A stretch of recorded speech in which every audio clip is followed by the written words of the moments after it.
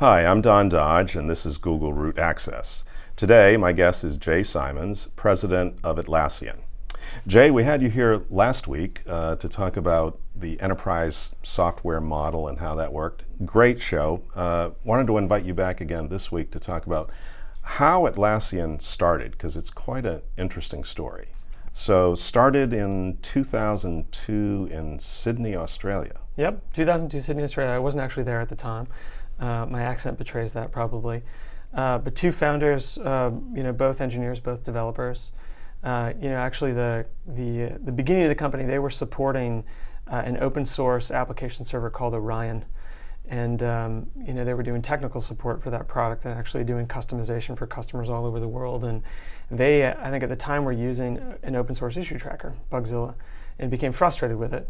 And so built their own. And like most software startups, shared it with their friends, and their friends who were developers in other companies said, man, I would love to use that instead of Bugzilla or Track or whatever I was using at the time.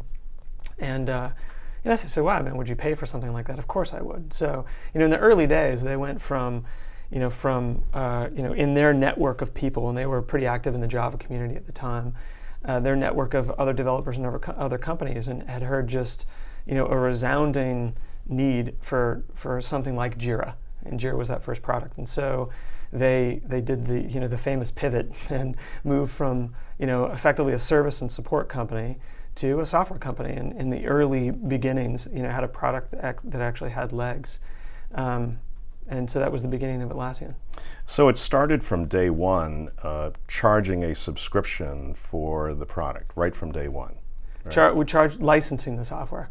In the early days, it wasn't available in cloud. It was just something that you installed and ran in your own servers, and it was licensed. It was, somewhere between $1,000 and $5,000 depending on the edition, but it was intentionally priced to be very affordable. If you think about where they started in Sydney, and they realized actually that most of the market is an ocean away from them, and they had a choice to either hire people in each of those markets and try to represent the software, the company that they were trying to build, or figure out whether they could use the internet to reach those customers and foreign markets and other markets. And they chose the latter, and it was a pretty methodical approach to building one brick on top of another and figuring out how could they build awareness for the company and the product, how could they reach those markets, and then how could they enable those customers to try the product themselves and then buy it if they deemed that it was suitable for the job.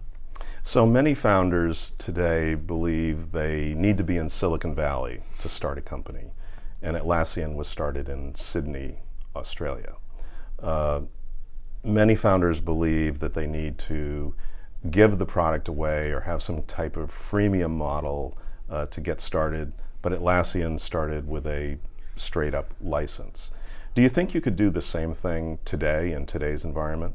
I absolutely think you can. I mean, there's a lot of examples, I think, of companies that start today without freemium, but are affordable. I mean, I think you need to think very carefully about pricing, right? If pricing is very high, it's a barrier, right? It's an obstacle that you're going to have to figure out a way to convince your customers to jump over with you. Oftentimes, companies do that with sales, and sales works to do that, right? You can understand a customer's pain point and have a conversation about whether or not you can solve it, and understand whether or not they're willing to do a value exchange for what you want to charge, and that works, tried and true. But you can also very early days, in the very early beginnings, figure out whether or not you can build a pricing model that reduces that friction point or that obstacle for your customers. And you need to be careful to make sure that model scales in the way that you want it to over time. And maybe that's hard, right? It's because in some cases you're making some assumptions. And my only advice is be careful about the assumptions that you make, and think about how you'd want to scale them over 2 or 3 or 4 years from now if you're successful at kind of a lower entry point. So Atlassian is really an amazing story because you broke all the rules. You didn't come to Silicon Valley, started in Sydney. You didn't do a freemium model or giveaway. You charged a license right away. You didn't raise venture capital. You were able to bootstrap and become cash flow positive. Talk about that a little bit. How were you able to be cash flow positive and still grow? Well, if you think about when the company was started, it was 2002, so it was right after the dot-com crash. So, it was probably very difficult for, two technical founders in Sydney, Australia to raise money to begin with. And so, their option was, well, let's just do it on our own, right? I mean, they probably could have tried to come to Silicon Valley and raise money in an environment that really wasn't conducive to it, or they could just roll up their sleeves and get to work. And so that's what they chose to do. So took out a line of credit on a credit card and, bootstrapped, where they didn't pay themselves a lot of money. They worked incredibly long hours. They built, a product that they felt was something that they could build a business around. They validated that with early customers, and then they just kept on building the business one hand after another. And when they started to make money, they put the money back into the business versus their own bank accounts. They were very frugal. I think the DNA of the company is to be very, very conscious about spend and think about return and think about building a business that's going to be here 5, 10, 15, 50 years from now versus one that you're just going to build for today. And I think that DNA, because of our two founders, I think permeates through the business even today. And then the fourth accepted practice, stock options for employees. Atlassian didn't offer stock options either. Not until 2010. And largely that was because in Australia, there's a different association with equity than there is that's typical in the Valley. Australians actually are taxed on grant. And so in some ways there's a negative association with equity. You're saying, hey, here's something that is potentially not worth anything, but it has a value today that you have to pay tax on. And so I'm giving you something that actually is going to cost you money out of your own pocket. And so it's very uncommon there. And that's just culturally, it wasn't really accepted, and which is why we didn't have it. Wow. So there's 4 things that startups typically do in Silicon Valley when they start, and Atlassian did none of them. So maybe starting in Australia and starting with that mindset was actually an advantage that people or founders in Silicon Valley don't have. I absolutely think it's an advantage. I think it was an advantage for us. I think it can be an advantage. I mean, there's tons of companies. If you look like Rovio is a great company that I like to use an example in Helsinki, that built Angry Nerds. And again, I think, there are numerous examples of companies that spring out of whatever environment they're in. And I think that environment is a petri dish to do new things and break conventions. So 8 years of profitability and growth from 2002. Didn't raise any venture capital, no stock options, fully licensed and now subscription. And then in 2010, a big change. You raised $60 million of venture capital. That's a pretty big shift. So what went into that decision? So we'd just gone through the 2009 global financial crisis and made a couple of big decisions just to swing for the fences coming out of that. So when everyone else was downsizing, we ended up growing by 50%. And did this big hiring binge. When everyone else was worried about maintaining growth, we actually made the entry point for our products free at that time, so we could make it more affordable for companies in a pinch in 2009. And then I thought, we thought very carefully about the business that we wanted to build and decided that we wanted to build a company that was going to be here growing and a venerable concern 50 years from today. We wanted to be the next Oracle or the Salesforce.com or replace those two companies. And when you think about what that journey entails, you plot out a couple of gates you want to run through, and I think one of them is to be a public company.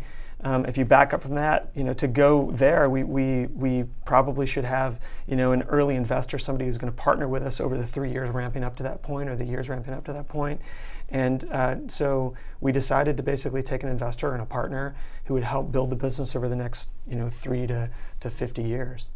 So Atlassian has been contrarian almost from the beginning. All of the accepted beliefs of how you build a company, Atlassian went against the grain almost every time. And the last example, raising $60 million in 2010 when everyone else was hunkering down and trying to recover from the financial crisis, you're out there raising money and hiring people. So what's next? Yeah, the contrarian thing, it could be, they say what do they say? They say the toilets spin the other direction in Australia. Maybe it has something to do with that. What's next for us? We're continuing just to focus on growth, and we announced, I think, a couple of really exciting products recently. One, Jira Service Desk, which expands kind of the market that we can support for collaboration beyond software teams to IT teams. I think that's kind of an important and big, bold move for us. We also announced kind of an enterprise Quora, Confluence Questions, which is an enterprise-grade Q&A product that I think takes the pattern that Quora and Stack Overflow have demonstrated on the internet and provides that to customers. And so I think there's a number of exciting new product initiatives, and we've got 30,000 active customers now, and I think there's hundreds to millions more that we could go support, and that's what we're chasing. So another example, Quora and Stack Overflow are free, and I suspect that your product is a paid license or subscription. It is, although neither of those products are really used by enterprises. And so we're a business software company. We're taking, I think, great patterns that exist on the internet or exist in open source or exist in commercial source and trying to make better experiences that are more affordable and provide better value to customers. And that's sort of the DNA of the company. Wow, an amazing story. So thank you very much for joining us. I want to remind you, if you're a cloud developer, we're offering a $2,000 credit for Google Cloud. The details on how you can sign up for that remain on your screen right now. Thank you very much for joining us, and see you next time.